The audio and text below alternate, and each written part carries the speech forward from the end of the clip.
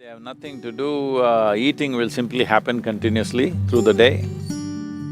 That is something you must avoid. It is better that you make at least 30 to 40% of your diet into fruits, vegetables and nuts and legumes and other kinds of things, so that the cooked food that you eat, which generally needs a certain level of physical activity, otherwise it sits in you, and also naturally it will push you towards increasing your weight and those kind of issues. This is not something to consult anybody, this is something to become conscious of. It is a simple common sense that if you're not using your body, naturally the amount of food that you consume has to come down. This doesn't mean you're dieting, this doesn't mean you're controlling something, no.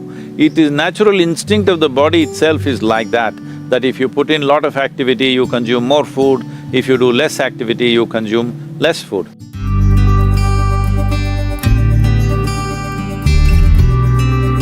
So in the yogic system, always the minimum gap between one meal and the next meal should be 8 hours.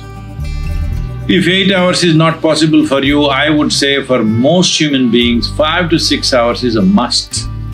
Otherwise, you are inviting something bad to happen to you in terms of your physical health for sure. So, this 8 hours gap is something we always maintain. As you know, in the yoga center, we eat at 10 in the morning and 7 in the evening. So the next meal is only 10 o'clock in the next morning. So naturally, it is about 13–14 hours have passed before you have the next meal.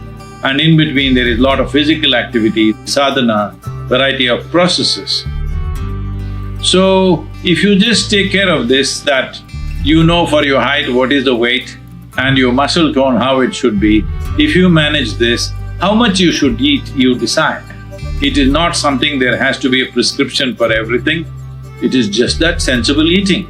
You don't eat whenever food comes in front of you, you don't do compulsive eating. You eat when you feel the body needs to eat for its energy and its maintenance of the system.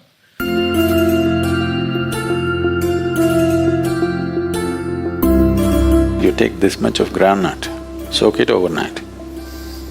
Either you just eat it as it is, chew and eat is best. If you have teeth, chew and eat.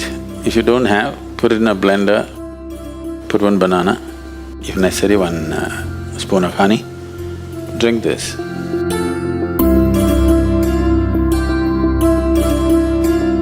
So you just go do this kind of diet, train the body to consume this. There's necessary protein, this, that, everything. If you have honey, one fruit and groundnut, just make sure it's a more organic thing. You have enough to sustain.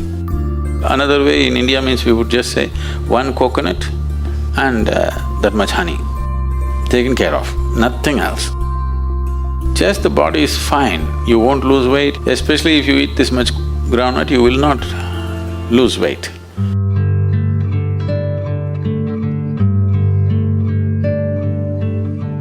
If you're doing yoga, definitely excess weight will go, because it not only is it function